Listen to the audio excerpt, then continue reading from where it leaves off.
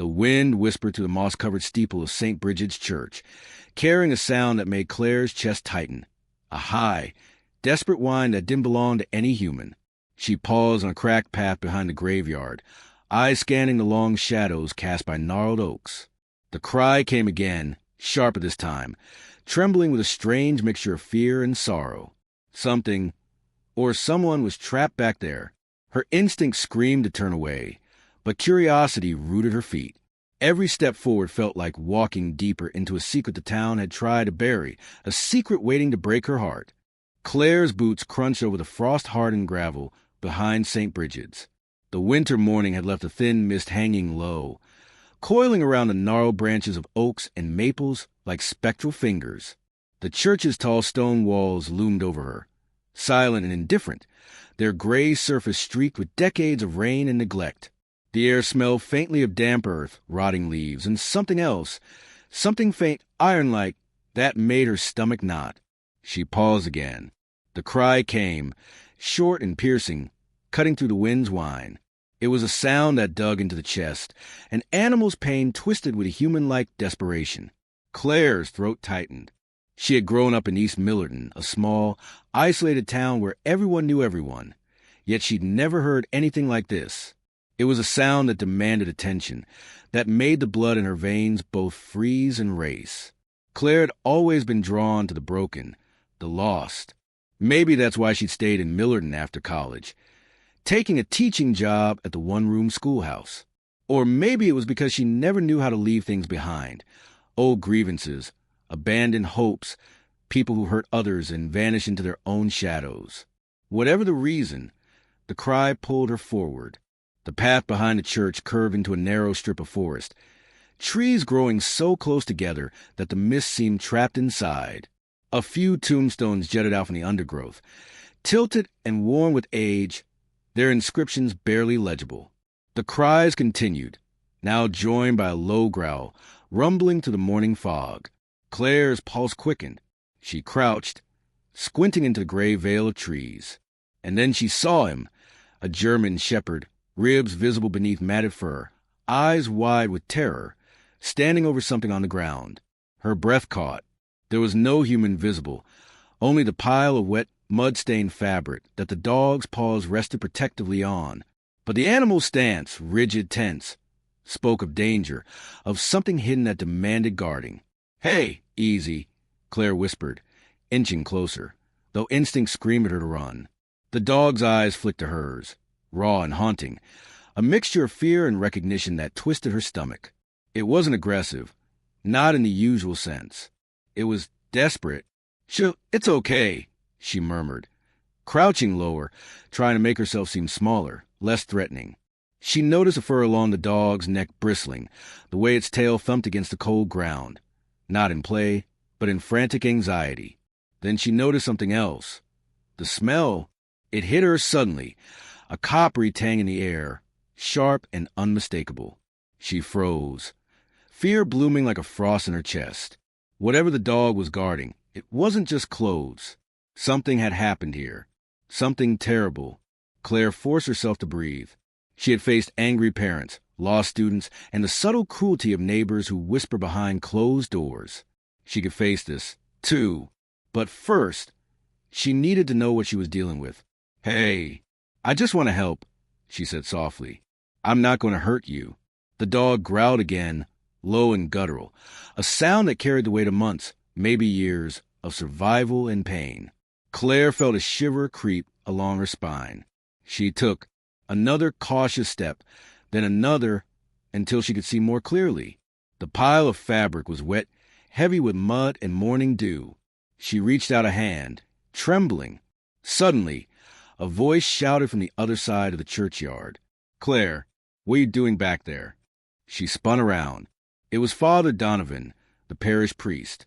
His tall frame emerged from the mist, breath visible in the cold air. His expression was tight, eyes narrow with concern and something else. Was it suspicion? Fear? "I heard something," Claire said, her voice steadying. "A dog, behind the church." Father Donovan's gaze flicked toward the misted tree line, then back to her. "That dog isn't, well, It hasn't belonged to anyone for a long time. People, they say it's dangerous. I'm not here to hurt it, she said, almost pleading. He exhaled sharply, tension visible in the way his shoulders rose and fell. Claire, you shouldn't be here. It's not safe. Something in his tone, something unspoken, made Claire hesitate. But the dog's eyes, those impossibly human, pleading eyes, kept her rooted in place. She couldn't leave it, not when it was clearly guarding something. Father Donovan studied her for a long moment, then, finally, nodded, though reluctantly. Be careful, he said, and retreated back toward the church doors. Claire turned back. The German Shepherd had shifted slightly, lowering its head to sniff at the fabric. It growled again, low and cautious. She froze. This was it, the moment where instincts collided with courage. She stepped closer, slow, careful. Her hand brushed the edge of the fabric. The dog's growl grew louder, but it didn't lunge. Claire hesitated, took a deep breath, then pulled the fabric away, revealing what lay beneath, a small bundle, wrapped tightly in a filthy, soaked coat. Claire's heart twisted as the realization hit. It was a child. The German Shepherd barked sharply, not in anger, but in frantic protection. Claire froze again. She looked at the dog, then down at the child. No pulse visible at first glance, just a still, shivering body. Her mind raced. Come on, she muttered, checking for signs of life. A small, ragged cough answered her prayers. The child's eyes fluttered open, wide and terrified, and the dog whined softly, nudging the child with his nose. Claire scooped the child up, shivering and clinging to her. The dog stayed close, watching her every move, tail low but not threatening. She spoke to it softly, feeling a strange, unspoken connection forming. You saved this kid, she whispered. You really saved them. The child's small voice trembled. Please don't let them take me. Claire's stomach sank. Whoever had done this, whoever had left the child abandoned behind the church, was still out there, and now she was caught in the middle of something much bigger than herself. She glanced back at the dog. It was no ordinary animal. There was a depth in its gaze, a kind of intelligence that made her uneasy and awestruck all at once. Something about the way it had been guarding the child, the desperation in its posture, told her that this dog had been through horrors she could only imagine. Claire pulled her coat tighter around herself and the child. The mist had thickened now, curling around the trees, hiding secrets. Every sound, twig snapping, the distant crow of a rooster, the rustle of leaves, felt amplified, warning her that danger could be close. The dog stepped forward, nudging her lightly with its nose, as if guiding her. And though she didn't understand why, Claire followed. Every instinct in her body screamed that trust was risky, but the German Shepherd's silent determination made the choice for her. The small town of East Millerton had its secrets, and Claire had spent years thinking she understood them all. But as she moved through the frostbitten undergrowth, carrying the child and guided by this unlikely guardian, she realized she had been wrong. The church, the mist, the grieving trees, they were all part of something much older, much darker. And now, she was no longer just an observer. She was part of the story. Her phone buzzed in her pocket. She pulled it out and hesitated. The message was from her best friend, Rachel. Where are you? You disappeared. Call me. Claire ignored it. She didn't have time to explain yet. She needed to keep moving, to keep the child safe, to understand the story the German Shepherd was trying to tell her. The dog's eyes met hers again, intelligent, patient, almost human in their expression. Somewhere behind the trees, the wind carried the faint sound of a door creaking, or was it footsteps? Claire's chest tightened. The past was alive here. The present was uncertain. And the future, whatever it held, was about to reveal a truth more painful than she could imagine. She whispered to the dog, I think we're going to need each other. The dog tilted its head, ears pricked, as if acknowledging her words. And together, they vanished into the mist. The quiet tension lingers. The stage is set. A German Shepherd with mysterious intelligence, a vulnerable child, a small-town secret, and danger lurking just beyond the trees. A subtle call to like and subscribe can be naturally woven at this point in a video adaptation. If you're drawn to stories like this, Follow for more tales where courage meets the unknown. The mist thickened as Claire and the German shepherd moved through the narrow path behind the church. Every step felt heavier, as if the fog carried whispers of old secrets. The child in her arms whimpered softly, shivering despite the coat wrapped tightly around them. Claire adjusted her grip, murmuring reassurances she barely believed herself. "You're safe now." "I won't let anything happen," she said, her voice low, trembling with urgency. The child's small hands clung to her jacket like fragile anchors to reality. The German shepherd padded silently behind, vigilant, ears twitching with every distant sound. A crow cawing, the crunch of leaves, the faint rumble of a truck far away. Claire's mind raced. She needed a safe place, but East Millerton wasn't large, and secrets had a way of sticking. She thought of her apartment above the schoolhouse, small and cluttered, but private, enough to hide, for now. She adjusted the child's coat again and felt a wave of helplessness. Whoever had left them behind had chosen the church deliberately. That was intentional. A message, maybe a warning. As they moved, the town began to awaken. Smoke spiraled from chimneys, and the faint sound of a church bell echoed from the steeple. But the streets, usually quiet, felt strangely alive, as if the mist had awakened memories best left buried. Claire's heart thumped, matching the dog's measured pace. She sensed eyes following them, unseen but present. By the time they reached her apartment, Claire was mentally exhausted. She secured the door behind them, then placed the child gently on the couch, wrapping them in a blanket. The German shepherd remained by the entrance, sitting rigidly, eyes fixed on the doorway. "Easy," she whispered. "You're okay here." The child's voice broke the tense silence. Why did he save me?" Claire froze, looking at the child. He must have known you needed help. Some animals, they just know." She didn't mention the strange intelligence she had seen in the dog's eyes, the almost human understanding of danger and protection. That thought alone made her skin crawl. A knock at the door startled her. She glanced toward the German shepherd, whose hackles rose slightly. Quietly, Claire moved to the peephole. Through the frosted glass, she saw Father Donovan, his tall figure looming, face pale, eyes searching. "Claire, can we talk?" he called softly. Her pulse quickened. Something about his expression was different, strained, urgent, almost fearful. She unlocked the door cautiously, keeping a hand near her belt where she had tucked her pepper spray. Father Donovan stepped in, lowering his voice. "Claire, I need to know exactly what you found behind the church." She looked at him, uncertain. I can't explain everything yet. There's a child. Someone left them behind. And the dog, it was guarding them. It's not ordinary." His eyes flicked to the German shepherd, who sat motionless but alert. He swallowed hard. "I've heard rumors, but I didn't want to believe them. That dog," he paused, gaze distant. "It's been protecting someone for a long time. Longer than anyone remembers." Claire frowned. "What do you mean?" Father Donovan sighed, running a hand over his face. "This town has secrets, Claire. Secrets people would kill to keep. That dog, it's been trying to warn us. Protect us. Protect the innocent. And the child you found, they're tied to everything. If the wrong people find out you have them." He didn't finish, but the weight in his voice spoke volumes. Claire's stomach churned. "So, you're saying someone left the child behind for a reason? And the dog knew?" "Yes," he whispered. "And we're all in danger now."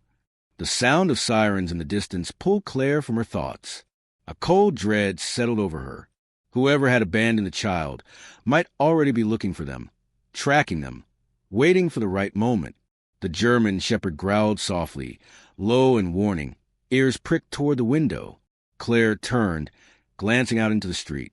No one was visible, but the feeling of being watched was undeniable. The fog twisted around the lampposts like living shadows. She felt a chill that had nothing to do with the winter air. "Father, who else knows about the child?" she asked. He shook his head. "No one. Only a handful of people knew. But some of them are not trustworthy, and some are far more dangerous than you think." Claire's mind raced. She thought of Rachel, her best friend, who had messaged her earlier, Innocent, loyal, kind-hearted, but naive. Could she risk dragging someone else into this? The answer was no. Not yet. Hours passed in tense silence. The child slept fitfully, and the German Shepherd remained alert, glancing between Claire and the door. Claire tried to make a plan, but every option felt dangerous. She needed allies, but every ally could be a liability. Late that night, a sound at the window made her jump. The dog's growl turned into a low, menacing rumble. Claire crept toward the source. Shadowy figures moved outside, barely visible through the frost. She held her breath. Then, without warning, the figures vanished. Claire exhaled shakily. The dog's gaze never wavered, and she realized with a start this wasn't ordinary. Something was hunting them. Something patient, waiting for a mistake. Father Donovan's words echoed in her mind. Not trustworthy. Far more dangerous than you think. And suddenly she understood. The danger wasn't just external. It was also internal. Betrayal could come from anyone. The town's authorities, neighbors, even friends. Someone would want the child gone. Someone would want the truth buried. The next morning, Claire decided she needed information. She had to understand who the child was, why they were left behind, and why the German Shepherd had been guarding them. She couldn't do it alone, but she also couldn't trust anyone fully. She started by examining the child's clothing and belongings. No identifying marks. No notes. Only the smell of damp earth and something faint. Blood, maybe dried and hidden within the layers. Her stomach churned again. Whoever had done this was meticulous, careful to leave nothing behind. Then she looked at the dog. Its eyes met hers, steady and unwavering. It was as if the animal was telling her, I've seen worse. I'll guide you through this. But you need to pay attention. Claire nodded silently, feeling a strange comfort in that silent communication. She couldn't explain it, but she trusted the dog more than she trusted any human in Millerton. Hours turned into a day. Claire moved cautiously through the town, trying to gather clues while keeping the child and the dog hidden. Whispers followed her. Neighbors noticing the absence of the child, the priest's nervous demeanor, the faintest signs of suspicion. And everywhere, the fog seemed to thicken, curling into the streets and alleys, concealing eyes that watched her. By evening, she had pieced together a few fragments. The child's family had been prominent once, wealthy and influential, but something had gone horribly wrong years ago. A betrayal, a scandal, a cover-up that had torn the family apart. And now, decades later, the consequences had resurfaced in the most horrifying way. An abandoned child, a ghostly guardian dog, and a town desperate to keep its darkest secrets buried. Claire sat with the child that night, brushing tangled hair from their face. You're safe for now, she whispered. But I promise, I'll figure this out. I won't let anyone hurt you. The German Shepherd lay at her feet, eyes glinting in the candlelight, a silent sentinel. Claire realizing that this dog wasn't just a protector, it was a key, a witness, a living record of truth, pain, and survival. And if she could listen carefully, if she could interpret its silent warnings, maybe, just maybe, they could navigate the storm that was coming. Because someone in Millerton wanted the past to stay buried. And Claire, the child, and the German Shepherd were about to dig it up. The next morning, Claire woke to a silence that felt heavier than the mist itself. The child slept soundly for the first time in over 24 hours, curled against the warmth of the blanket. The German Shepherd lay nearby, alert but calm, as if sensing that today would be different. Claire could feel it too, a shifting in the air, a tension coiling just beyond the edges of perception. She knew she couldn't wait any longer. Whoever had abandoned the child, and whoever had tried to keep the town's secrets buried, would not wait. The time to confront the truth had come. Claire packed a small bag for the child, essentials only, and whispered, We're going out. You'll be safe, I promise. The child nodded, eyes wide but trusting. The German Shepherd padded beside them, a silent guardian guiding them through the foggy streets. They moved cautiously toward the outskirts of East Millerton, the town slowly awakening behind them. Claire's mind was a whirlwind of fragmented memories, whispered rumors, and small pieces of the puzzle she'd gathered over the last 24 hours.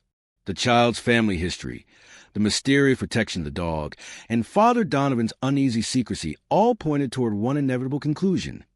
Someone powerful, someone close, had orchestrated this.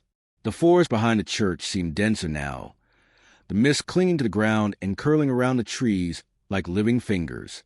Claire felt eyes on her, the sensation of being watched, though she saw no one. The German shepherd moved ahead, nose low, ears forward, guiding them along an almost invisible trail. Hours passed in tense silence. Then a sudden noise, a snapped branch, made Claire freeze. She pressed the child behind her, heart hammering. From the mist, a figure emerged, tall, familiar, yet unfamiliar in intent. Rachel, Claire. Rachel whispered urgently. I had to find you. I saw the news, people talking. Are you okay? Claire's pulse didn't slow. Rachel, you shouldn't be here. It's dangerous. I know. Rachel hissed, glancing nervously around. But I had to come. I couldn't just. The German shepherd growled low, cutting her off. Claire's gaze followed the dog's warning. Ahead, another figure stepped from the shadows, blocking their path. A man in his 40s, sharp features, and eyes that betrayed no emotion. Someone Claire recognized from the town council. Someone who had wielded influence quietly for years. Mr. Whitmore. What are you doing here, Claire? Whitmore said, voice smooth, controlled, almost chilling. That child belongs back where they came from. Claire's hands shook with fury. No, they belong to no one who would abandon them. I won't let you take them. Whitmore's lips tightened. You don't understand. That child is a key to keeping a past buried. A scandal betrayal that, if revealed, would destroy everything. Families, reputations, the town itself. You're interfering. The German shepherd stepped forward, hackles raised, growl deepening. It was no longer just a protector. It was an enforcer of truth, a living witness to the horrors that had been concealed. Whitmore's eyes flicked to the dog, a shadow of unease crossing his otherwise composed features. Claire realized then that the dog wasn't discarding the child. It had witnessed the betrayal, the pain, the darkness. It had remembered, and it would not allow another act of harm. You underestimate us, Claire said, voice steady despite the adrenaline coursing through her veins. I have a right to protect them, and I'm not alone. Whitmore's expression hardened. He reached for something in his coat. A gun. Claire's heart stopped. The child whimpered. In an instant, the German shepherd lunged. Its movement was lightning fast, precise, and terrifying. Whitmore staggered back, caught off guard by the sheer force and intelligence behind the attack. The dog didn't bite to kill. It incapacitated, knocking the gun from his hand and holding him at bay with sheer presence. Rachel stepped forward, helping Claire usher the child to safety. Claire's hands were shaking, but she felt a strange, calm determination. They had survived the immediate danger, but the truth, painful, shattering, and long buried, still waited. Whitmore scrambled to his feet, rage burning in his eyes. You'll regret this, he spat. No one defies me and lives unscathed. Claire met his gaze evenly. Maybe not, but some truths deserve to be seen. Some children deserve safety. The confrontation escalated quickly. Voices rose. Accusations flew. But the German shepherd remained a silent sentinel. Every movement calculated, eyes sharp, guarding both Claire and the child. And then, unexpectedly, Whitmore laughed, a cold, hollow sound. You think exposing this changes anything? Everyone in this town will protect their own, he said, backing away. You'll see you can't win. Claire's resolve didn't waver. Maybe not, but we can survive. And we can make sure no one else suffers like this child did. A tense standoff followed. The mist curled around them, obscuring the forest and street alike. Whitmore finally backed off, retreating into fog with a final venomous glare. Claire knew he wasn't gone. He was biding his time, waiting for the next move. But for now, they were safe. Hours later, they returned to Claire's apartment. The child slept peacefully, finally free of immediate danger. The German shepherd curled at the foot of the couch, ears flicking occasionally, vigilant even in rest. Claire sank into a chair, exhaustion washing over her. Rachel sat beside her, silent, offering only a supportive presence. "We did it," Rachel whispered softly. Claire shook her head. "Not yet. This town has layers. Lies stacked upon lies. We've uncovered fragment, but the full story, it's still buried. And Whitmore, he's dangerous. He won't stop." The child stirred, eyes opening slowly. Claire smiled gently. "You're safe now, and you're not alone anymore." The German shepherd nudged the child gently, a gesture of reassurance, of understanding. Claire realized then that this animal had been more than a guardian. It was a bridge between trauma and healing, a reminder that loyalty and courage could take forms beyond human understanding. Days passed. Claire contacted authorities cautiously, using evidence the dog had indirectly revealed. The location behind the church, the timing, the signs of neglect and malice. Slowly, the town began to confront its own secrets, though not without resistance. Father Donovan, initially hesitant, stepped forward, offering testimony and support for the child's safety. Even Rachel became an active ally, helping Claire navigate the small-town politics and the dangerous undercurrents that threatened them. The German shepherd never left the child's side. Its eyes were a constant reminder of what had been endured and what had been protected. Claire often found herself staring at the dog, wondering what memories it carried, what pain it had witnessed, and how it had chosen to intervene at exactly the right moment. Weeks later, the town held a quiet hearing. The child's family history was revealed, corruption, betrayal, and cover-ups that had stretched for decades. Whitmore was exposed. Forced into retreat, his influence diminished. The truth had surfaced, painful as it was, and the child was placed in safe hands, surrounded by those who would finally care. Claire stood outside the courthouse afterward, the cold wind biting, and watched the German shepherd padding beside the child. She bent down, running a hand along its matted fur. "You did good," she whispered. "You saved them all in your own way." The dog nuzzled her hand, a soft rumble in its throat. Claire felt a strange calm, an emotional weight lifting from her chest. The town would take time to heal, but for the first time, the fog felt lighter. The darkness that had clung to East Millerton had been confronted, if not fully banished. And through it all, courage, both human and animal, had prevailed.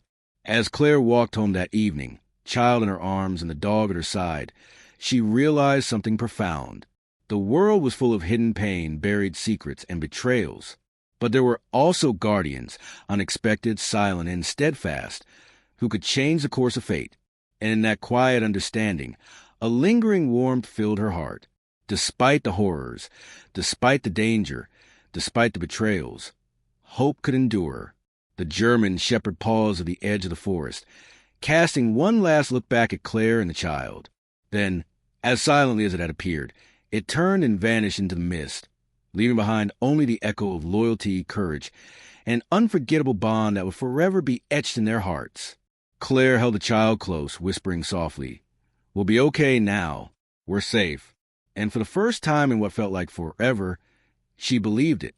The past had been confronted. The secrets had been revealed.